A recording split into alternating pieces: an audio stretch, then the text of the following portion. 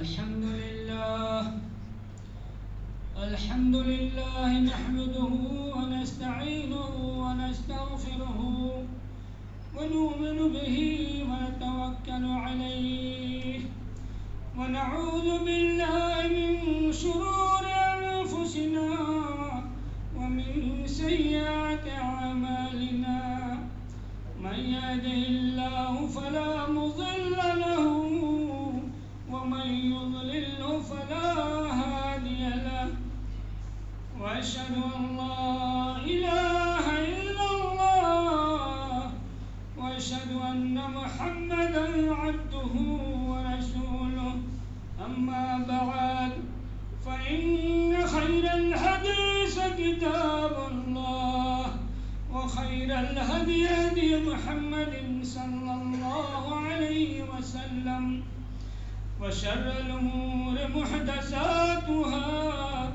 وكل محدثة بدعة وكل بدعة ضلالة وكل ضلالة في النار فأعوذ بالله من الشيطان الرجيم بسم الله الرحمن الرحيم قاف والقرآن المجيد بل عجبوا أن جاءهم منذر منهم فقال الكافرون هذا شيء عجيب أإذا متنا وكنا ترابا ذلك رجع بعيد قد علمنا ما تنقص الأرض منهم وعندنا كتاب حفيظ وقال في موضع آخر بسم الله الرحمن الرحيم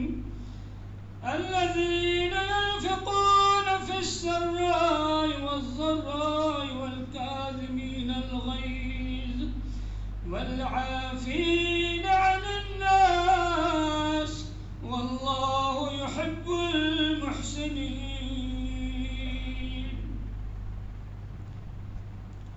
تمام قسم کی تعریف و توصیف اس وحدہ لا شریک کے لیے لائق و زیبا ہے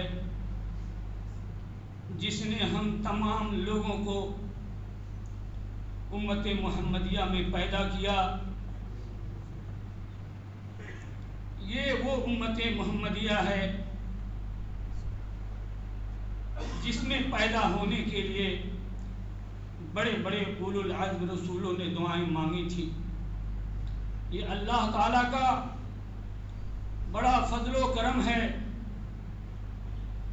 کہ اس اللہ نے ہم تمام لوگوں کو امت محمدیہ میں پیدا فرما دیا اور پیدا فرما کر کے ہدایت کے راستے پر لا کھڑا کیا. حاضرین جمعہ خطبہ مسنونہ کے بعد میں نے ایک آیت کریمہ کی تلاوت کی ہے.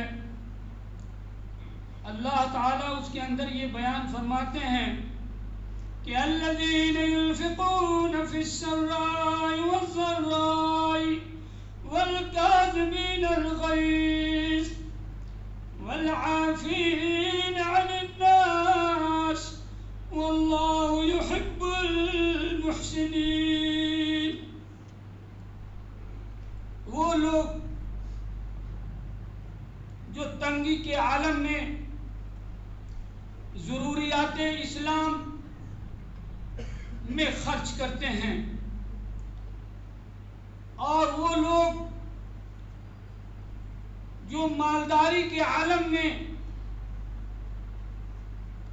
مقاصد اسلام میں خرچ کرتے ہیں اور وہ لوگ جو اپنے غصے کو پی جاتے ہیں اور وہ لوگ جو ایک دوسرے کی غلطیوں اور قصوروں کو معاف کر دیتے ہیں تو اللہ تعالیٰ فرماتے ہیں واللہ یحب المحسنین. خصوصیت سے اس آیت کریمہ میں 4 قسم کے لوگوں کا تذکرہ آپ نے کیا ہے کہ انہیں اللہ تعالی اپنا محبوب بندہ بنا لیتا ہے، یہ محسنین اسلام ہیں۔ میرے بھائیوں، وقت کی قلت، چاروں قسموں کی تفسیر میں نہیں کر سکتا، لیکن جو اس آیت کریمہ کا آخری جو صف ہے، جو لوگوں کے قصوروں کو معاف کر دیتے ہیں، اللہ تعالی ان کو اپنا محبوب بندہ بنا لیتا ہے۔ میرے بھائیوں، ہم جس معاشرے میں زندگی گزار رہے ہیں، ہمارا جو معاشرہ ہے، آئے دن ایک دوسرے سے ان بن کا ہو جانا لازم ہے، ایک دوسرے سے دشمنی ہو جاتی ہے۔ بچوں کے جھگڑا میں بڑے بڑے لوگ پڑھ کر کے دشمنی مول لیتے ہیں، ایک دوسرے سے قطع کلامی کرنے لگتے ہیں، جبکہ وہ مسلمان ہوتے ہیں۔ یعنی پورا معاشرہ داغدار ہے میرے بھائیوں، خاص کر کے بھائی بھائی سے دشمنی تو لازمی ہو جا رہی ہے، اور صرف اس لیے کہ باپ کی زمین جائیداد کے بٹوارے میں برساں برس تک یہ لوگ آپس میں بات نہیں کرتے، اور شیطان کو داؤ ہاتھ میں لگا ہوا ہے۔ نبی کریم صلی اللہ علیہ وسلم نے ارشاد فرمایا، حضرت عبداللہ بن عباس رضی اللہ تعالی عنہ کی روایت ہے، حجۃ الوداع کے موقع پر آپ نے فرمایا تھا، ان الشیطان ان یعبد بارضکم ولكن رضی ان یطاع فیما سوى ذلك مما تحاقرون من اعمالکم فاحذروا۔ یعنی اے لوگوں، میں اس بات سے نا امید ہو چکا ہوں کہ شیطان کی عبادت ہماری امتی کرے گی، نہیں کرے گی، شیطان کی عبادت نہیں کرے گی۔ ہاں، اس شیطان کو یہ امید ضرور ہے کہ چھوٹے چھوٹے امور ہی میں ان سے ہم غلطی کروا دیں اور اسی سے وہ خوش ہو جایا کرے گا۔ یاد رکھو، ہوشیار رہنا شیطان سے۔ شیطان داؤ ہاتھ میں لگا ہوا ہے، وہ کوئی وقت چھوڑے گا نہیں، چھوٹے چھوٹے امور ہی میں اس کی تابعداری شروع کر دی جائے گی اور اسی سے وہ خوش ہو جایا کرے گا۔ لہذا اے لوگوں، تم میں ہم دو چیزیں چھوڑ رہے ہیں، ایک تو کتاب اللہ اور دوسرا سنت رسول اللہ۔ دو چیزوں کو تھامے رہو گے، کبھی بھی شیطان کی آرزو بڑھ نہ ہوگی، کبھی بھی وہ خوش نہیں ہو سکے گا۔ تو میرے بھائیوں، نبی کریم صلی اللہ علیہ وسلم نے ایک موقع پر فرمایا، بخاری شریف کی روایت ہے کہ پہلوان وہ نہیں ہے جو غصے میں آتا ہے تو وہ پچھاڑ دیتا ہے اپنے مد مقابل کو، بلکہ پہلوان وہ ہے جو غصے میں آئے تو اپنے غصے کو پی جائے اور قبضے قدرت کے باوجود اسے معاف کر دے۔ یہ ہے پہلوان۔ نبی کریم صلی اللہ علیہ وسلم نے ارشاد فرمایا کہ اپنے بھائیوں کے قصوروں اور غلطیوں کو معاف کر دو، اللہ تعالیٰ تمہاری عزت اور مرتبے کو بلند فرمائے گا۔ میرے بھائیوں، ہم جتنے لوگ بھی زندگی گزارتے ہیں، ہم میں سے ہر ایک کی یہ خواہش ہوتی ہے کہ معاشرے میں، سماج میں ہمارا وقار بلند ہو، اونچا ہو، ہماری عزت اونچی ہو، لوگ اونچی نگاہوں سے مجھے دیکھیں، یہ ہر آدمی کی خواہش ہوتی ہے۔ تو میرے نبی نے تو دوا بتلا دی کہ اپنے بھائیوں کے قصوروں کو معاف کر دو، اللہ تعالیٰ تمہاری عزت اور مرتبے کو بلند فرمائے گا۔ اور ہم میں سے ہر مسلمان یہ چاہتا ہے کہ اللہ تعالیٰ ہم کو اپنا محبوب بندہ بنا دے۔ میرے بھائیوں، ابھی میں نے قرآن شریف کی آیت تلاوت کی کہ الذین ينفقون فی السراء والضراء والکاظمین الغیظ والعافین عن الناس، جو لوگوں کے قصوروں کو معاف کر دیتا ہے، اللہ تعالیٰ اس کو اپنا محبوب بندہ بنا لیتا ہے۔ تو کون ایسا آدمی ہے جو یہ نہیں چاہتا ہوگا؟ کون ایسا مسلمان ہوگا جو یہ نہیں چاہتا ہوگا کہ اللہ تعالیٰ اس کی عزت اور مرتبے کو بلند فرما دے اور اللہ تعالیٰ ہم کو اپنا محبوب بندہ بنا دے؟ اسی لیے تو ساری تگو دو ہے، قرآن شریف پر عمل، نبی کریم صلی اللہ علیہ وسلم کی احادیث پر عمل کا یعنی دار و مدار کیا ہے، ہمارا مقصد کیا ہے کہ اللہ تعالیٰ ہمیں اپنا محبوب بندہ بنا دے۔ تو اللہ تعالیٰ نے تو کہا کہ اپنے بھائیوں کے قصوروں کو معاف کر دو، اللہ تعالیٰ تم کو اپنا محبوب بندہ بنا لے گا۔ اور میرے نبی نے ایک جگہ فرمایا، یہ تو اللہ تعالیٰ نے فرمایا، اور میرے نبی نے فرمایا کہ اپنے بھائیوں کے قصوروں کو معاف کر دو تو اللہ تعالیٰ تمہاری عزت اور مرتبے کو بلند فرما دے گا۔ میرے بھائیوں، قرآن شریف میں بھی اللہ تعالیٰ نے کہا ہم تمہیں اپنا محبوب بندہ بنا لیں گے۔ نبی کریم صلی اللہ علیہ وسلم نے ارشاد فرمایا کہ اللہ تعالیٰ تمہاری عزت اور مرتبے کو بلند فرما دے گا۔ میرے بھائیو، اللہ تعالیٰ نے قرآن شریف میں ارشاد فرمایا لَقَدْ كَانَ لَكُمْ فِي رَسُولِ اللَّهِ أُسْوَةٌ حَسَنَةٌ، ہم نے نبی کریم صلی اللہ علیہ وسلم کی پوری زندگی تمہارے لیے اسوہ بنا دیا ہے، نمونہ بنا دیا ہے، آئیڈیل بنا دیا ہے۔ نبی کی پوری سیرت کو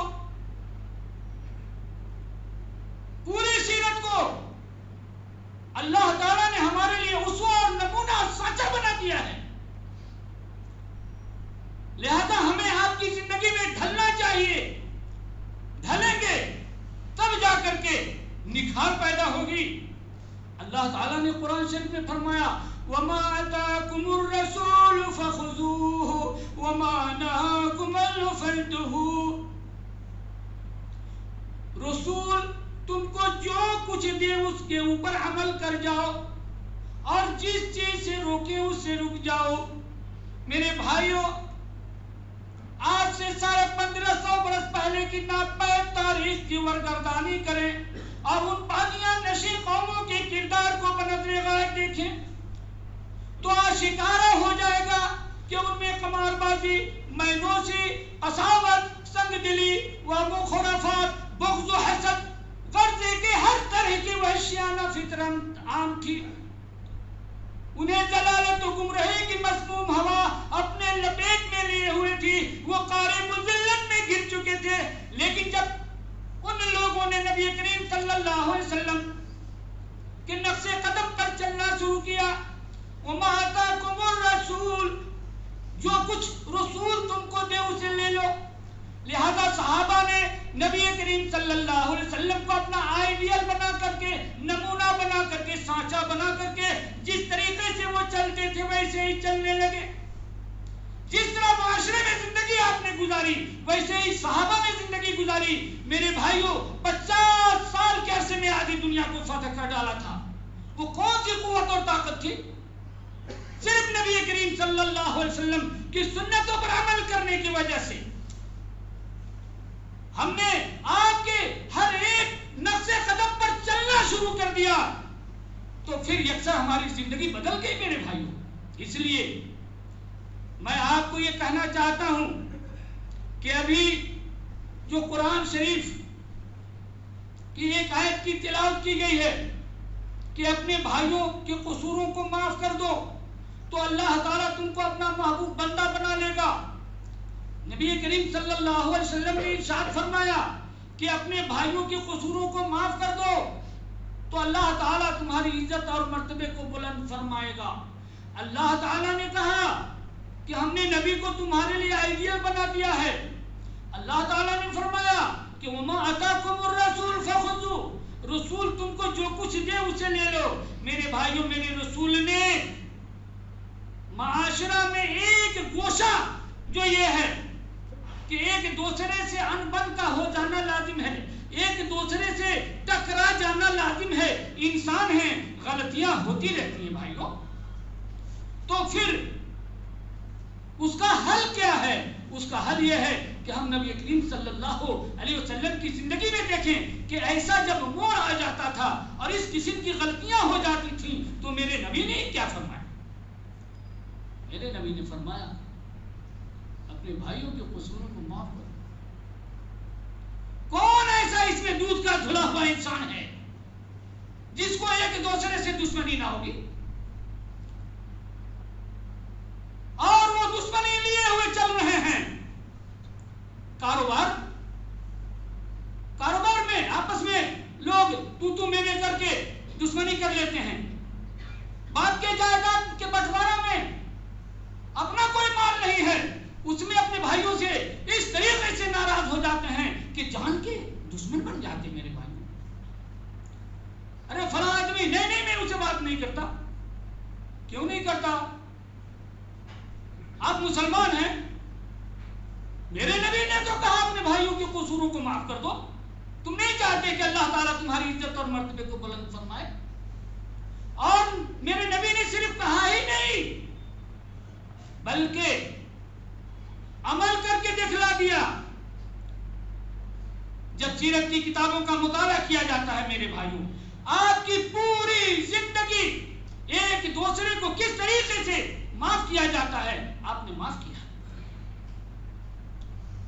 صفوان بن امیہ مکہ کا رئیس تھا، اسلام سے اس کی دشمنی تھی، اسلام سے اس کو بیع تھا، اس کی دشمنی اس وقت اور بڑھی جبکہ اس کا باپ امیہ جنگ بدر میں مسلمانوں کے ہاتھوں مارا گیا۔ اس نے اپنے ایک ساتھی عمیر بن وہب کو بہت سا مال و دولت دے کر کے اکسایا، اس کے بال بچوں کی زندگی یعنی پوسنے پالنے کی مکمل ذمہ داری لی اور کہا میرے دوست تم جانتے ہو کہ محمد صلی اللہ علیہ وسلم کتنا بڑا مجرم ہے میری نگاہ میں، اگر تم اسے قتل کر دیتے ہو تو تم کو میں یہ انعام دوں گا۔ کافر تھے لوگ، دونوں کافر تھے۔ عمیر بن وہب اپنی برچھی میں زہر پلائی اور وہ لے کر کے 480 کلومیٹر کی دوری ہے مکہ اور مدینہ، مکہ سے چل کر کے مدینہ آیا کہ نعوذ باللہ کوئی موقع پا کر کے محمد صلی اللہ علیہ وسلم کو مار دوں اور میں بھاگ جاؤں۔ کئی دن ہو گئے مدینہ میں گردش کرتے ہوئے، ایک دن کی بات ہے کہ ایک راستے میں آپس میں ٹکراؤ ہو جاتی ہے، وہ سوچ رہا ہے کہ ہم برچھی اب انہیں ماریں۔ میرے نبی کریم صلی اللہ علیہ وسلم دور ہی سے یہ کہتے ہوئے آتے ہیں کہ عمیر میں نے کون سا جرم کیا ہے، کیا بگاڑا ہے کہ مکہ سے چل کر کے مجھے مارنے کے لیے آگے؟ اتنا سننا تھا کہ عمیر کانپ جاتے ہیں کہ میرے اور صفوان کے علاوہ اس معاملے کو کوئی نہیں جانتا۔ آخر یہ کیسے جان گیا؟ جو یہ کہتا ہے وہی کا معاملہ یقیناً اللہ تعالیٰ نے وہی کی ہوگی، تب یہ جانا ہوگا۔ اور حضور صلی اللہ علیہ وسلم یہ کہتے ہوئے بالکل اس کے قریب چلے جاتے ہیں، حالانکہ وہ مارنے کے لیے گیا تھا، وہ مارا نہیں۔ نبی کریم صلی اللہ علیہ وسلم اس کے کندھے پر ہاتھ رکھ کر کہتے ہیں بولو میں نے کون سا جرم کیا ہے؟ صرف یہی نا کہ ہم نے توحید کی دعوت دی، ایک اللہ کی دعوت دی. عمیر بن وہب کے ہاتھ سے برچھی چھوٹ جاتی ہے. کہا ہے اللہ کے رسول صلی اللہ علیہ وسلم میں آیا تو تھا آپ کو قتل کرنے کے لیے لیکن میں اب آپ کا کلمہ پڑھنا چاہتا ہوں. نبی کریم صلی اللہ علیہ وسلم نے کلمہ پڑھایا اور وہ مسلمان ہو جاتا ہے. نبی کریم صلی اللہ علیہ وسلم کا ایسا دشمن جو قتل کرنے کے لیے آیا تھا آپ اس کے اوپر قابض ہو گئے, آپ اسے قتل کر سکتے تھے, آپ نے معاف فرما دی. میرے بھائیوں میں آپ سے پوچھنا چاہتا ہوں کہ آپ کا بھائی, آپ کا دوست, آپ کا اتنا بڑا دشمن ہے جو وہ موقع کی تلاش میں ہے کہ آپ کو جان سے مار دے؟ نہ, وہ اپنا ادھر منہ لیے ہوا پھر رہا ہے, آپ اپنا ادھر کاروبار میں ہیں. بس یہ ہے کہ محبت نہیں ہے, دشمنی ہے, اسے نہیں بولیں گے, بس اتنا ہی ہے. اس لیے میرے بھائیوں اگر آپ سرخروئی کے ساتھ مرنا چاہتے ہیں, اگر اللہ تعالیٰ کے ہاں سرخروئی سے حساب و کتاب دینا چاہتے ہیں تو آپ کو معاشرے میں اپنے بھائیوں کے قصوروں کو معاف کر کے آپ کو اپنی عزت اور مرتبے کو بڑھانا ہوگا, نبی کریم صلی اللہ علیہ وسلم کے فرمان پر چلنا ہوگا. ارے وہ ہندا جس نے جنگ بدر اور جنگ احد کی لڑائیوں میں مشرکین کی قیادت کی تھی, سہیلیوں کے ساتھ گانا گانا کر کے قریش کے نوجوانوں کو لڑائی پر آمادہ کیا تھا, ہندا کو کون نہیں جانتا. غزوہ احد میں سن 3 ہجری میں آپ کے محبوب چچا حضرت امیر حمزہ رضی اللہ تعالی عنہ کی شہادت ہو جاتی ہے. ارے یہی وہ ہندا ہے جس نے نبی کریم صلی اللہ علیہ وسلم کے محبوب چچا کی ناک کان کاٹ کر کے گلے کا ہار بنایا تھا, سینہ چاک کر کے کلیجے کو چبانے کی کوشش کی تھی. یہ سن 3 ہجری کا واقعہ ہے.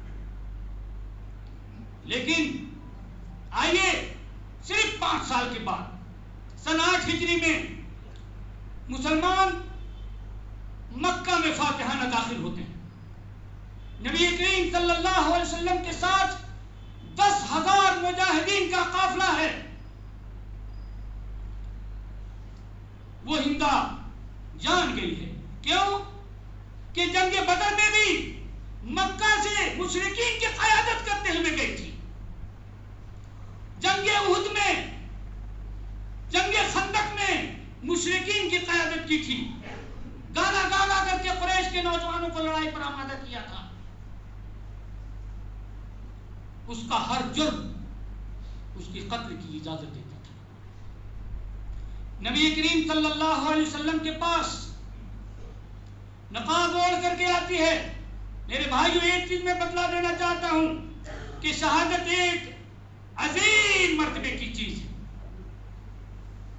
نبی کریم صلی اللہ علیہ وسلم کے سامنے شہادتیں تو بہت ہوئیں لیکن آپ نے کسی پر آنسو نہیں بہایا, لیکن امیر حمزہ رضی اللہ تعالیٰ عنہ کی شہادت پر آپ نے آنسو بہائے. بہرحال وہ ہندا نبی کریم صلی اللہ علیہ وسلم کے سامنے نقاب اوڑھ کر کے آتی ہے. آپ نے پہچان لیا وہی ہندا ہے. نبی کریم صلی اللہ علیہ وسلم نے کہا اے ہندا جاؤ جاؤ میں نے تمہیں معاف کیا. کچھ نہیں کہا آپ سے کہ ایسا کیوں کیا ویسا کیوں کیا. وہ ہندا سوچ نہیں سکتی تھی, اسے معلوم تھا کہ میں قتل کر دی جاؤں گی. وہ ہندا پکار اٹھتی ہے اے محمد صلی اللہ علیہ وسلم, آپ کے دین سے زیادہ کسی کا دین مقبول نہیں تھا, اب آپ کے دین سے زیادہ کسی کا دین محبوب نہیں ہے. آپ کے چہرے سے زیادہ کسی کا چہرہ مقبول نہیں تھا, اب آپ کے چہرے سے زیادہ کسی کا چہرہ محبوب نہیں ہے. وہ کلمہ لا الہ الا اللہ پڑھتی ہے اور مسلمان ہو جاتی ہے. میرے بھائیوں وقت کی تنگی میں آپ کو بہت ساری چیزوں کو بتلانا چاہتا تھا. یعنی نبی کریم صلی اللہ علیہ وسلم بڑے بڑے دشمنوں پر قبضے قدرت پا کر کے انہیں معاف فرما دیتے ہیں. میرے بھائیوں آپ کا دشمن کیسا ہے کہ آپ نہیں معاف کر سکتے؟ اللہ تعالیٰ سے میں دعا کرتا ہوں کہ بارے الہ ہمیں معاف فرما دے, ہمیں نیک دل شریف انسان بنا دے، برائیوں اور بے حیائیوں سے بچا دے۔ مولا کریم ہمارے دل میں اگر کسی سے کوئی دشمنی، کینہ، بغض، حسد ہو تو اللہ تو اسے نکال دے۔ میرے مالک یا اللہ تو نبی کریم صلی اللہ علیہ وسلم کہ اس سنت پر عمل کرنے والا انسان بنا دے۔